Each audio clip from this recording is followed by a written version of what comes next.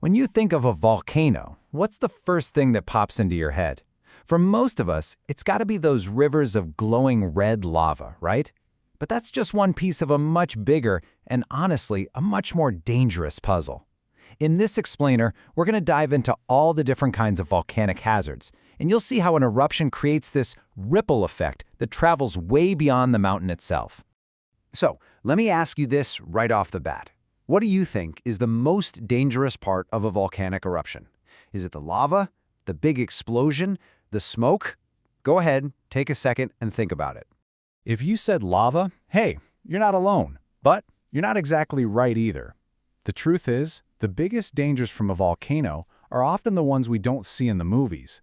The real threat is this complex chain reaction, and we're about to break down exactly how that works.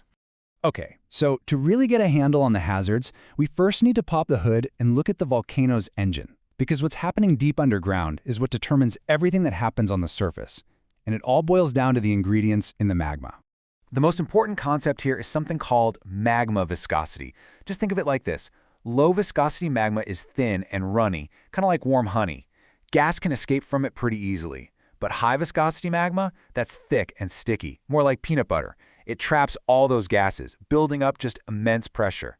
And that one thing, how sticky the magma is, decides if an eruption is a gentle flow or a crazy violent explosion. All right, let's start right there at the volcano's doorstep, the immediate danger zone. This is where the most direct, the most violent threats get unleashed during an eruption. You know, the deadliest hazard from a volcano isn't a liquid, and it definitely doesn't move slowly. No, it's a superheated, super-fast avalanche of pure destruction.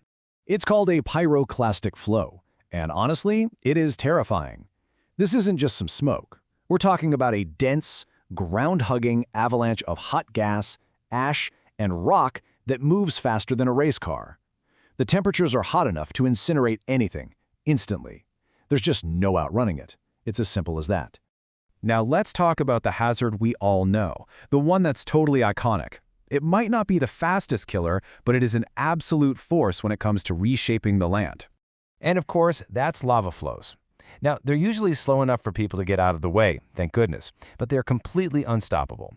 Anything in their path, houses, roads, entire forests, it's either getting buried or burned. It's like a slow-motion disaster that causes total destruction. And this really shows you the difference, right? On one side, you've got the pyroclastic flow, a high-speed, lethal threat to life.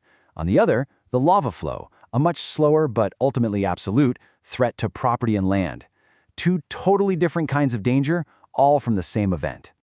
But the danger doesn't just stop at the foot of the volcano. Oh no! Some of the most widespread impacts are carried for hundreds, even thousands of miles on the wind. This is where that chain reaction really starts to spread out. So let's zoom out and look up into the air. This brings us to volcanic ash.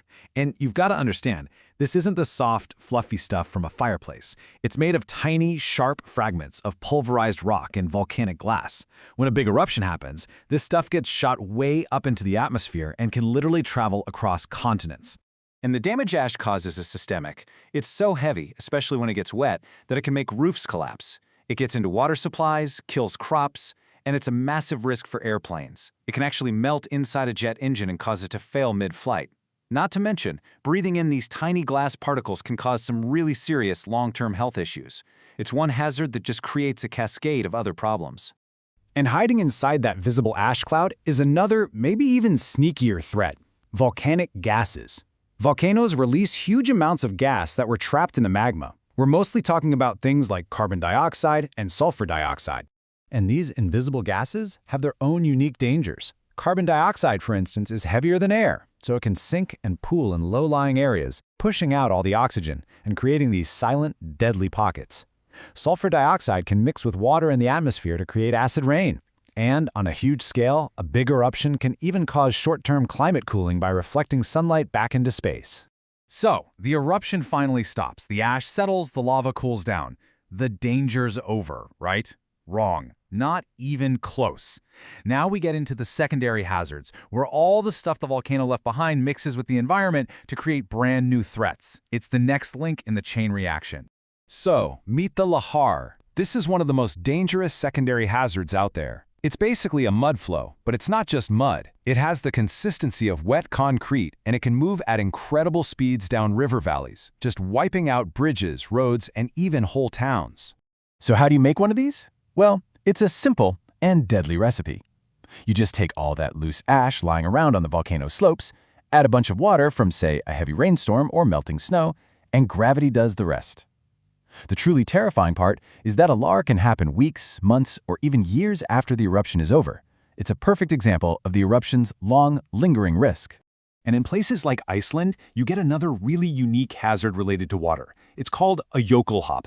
This is a massive, sudden flood that happens when a volcano erupts underneath a glacier.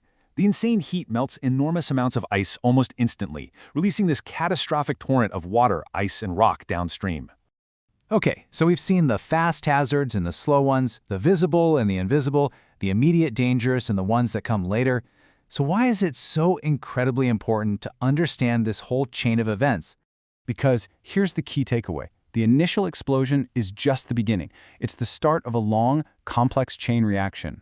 A pyroclastic flow is a threat that lasts for minutes. The ash fall can be a threat for days or weeks. And the risk of lahars, that can stick around for years. Each hazard feeds the next, creating this long tail of risk. Which really leaves us with one final big question. If we know that a volcanic event isn't just a single moment in time, but this whole cascade of interconnected hazards, well, that changes everything. So the real question isn't just how do we survive the eruption? It's how do we prepare for the entire complex chain reaction that comes after?